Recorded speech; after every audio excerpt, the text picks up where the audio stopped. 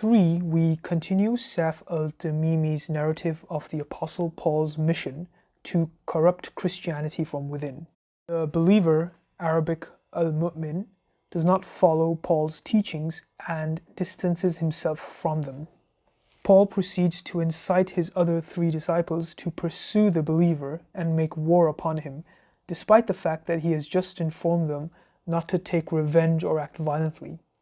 Some of the believer's followers escape to Syria, where they are captured by the Jews and requested to live in solitude in caves, mountain tops, and cells, as depicted in Surah al-Hadid of the Quran.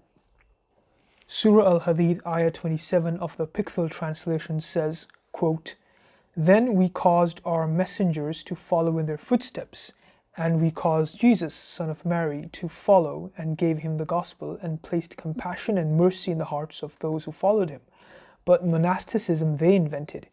We ordained it not for them, only seeking Allah's pleasure, and they observed it not with right observance.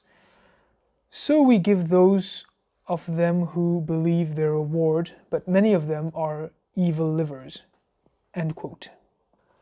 Other believers fled to the Arabian Peninsula. 30 of them lived there as monks and eventually embraced the message of the Prophet Muhammad. What is the narrative purpose of this story? In this early narrative of the Apostle Paul, the first 2 purposes, corruption of Islamic law and Tawheed, are readily apparent. First, Paul succeeds to abrogate some religious laws through his first 3 visions: prayer direction, kosher laws, and jihad.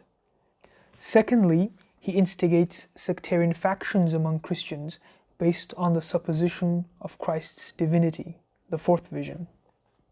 The flight to Arabia, where the believers live an ascetic life, has Quranic precedent. Sayf's narrative purpose is clear.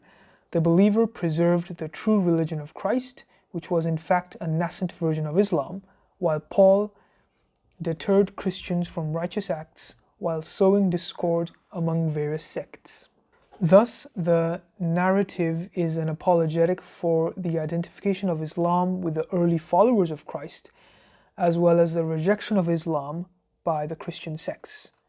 Furthermore, the whole account is a moral exhortation to Muslims, urging them to avert the sectarianism of Ibn Saba, who serves as an Islamic parallel to Paul.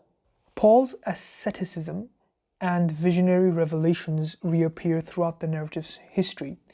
They take on an ominous tone as Paul's visions redirect the Christian faith away from its monotheistic roots in the Torah.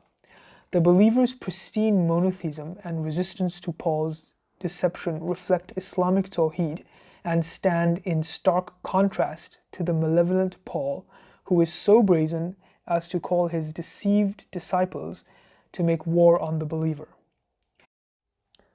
The narrative is an Islamic interpolation of Paul's character, with virtually no consideration of New Testament Pauline sources.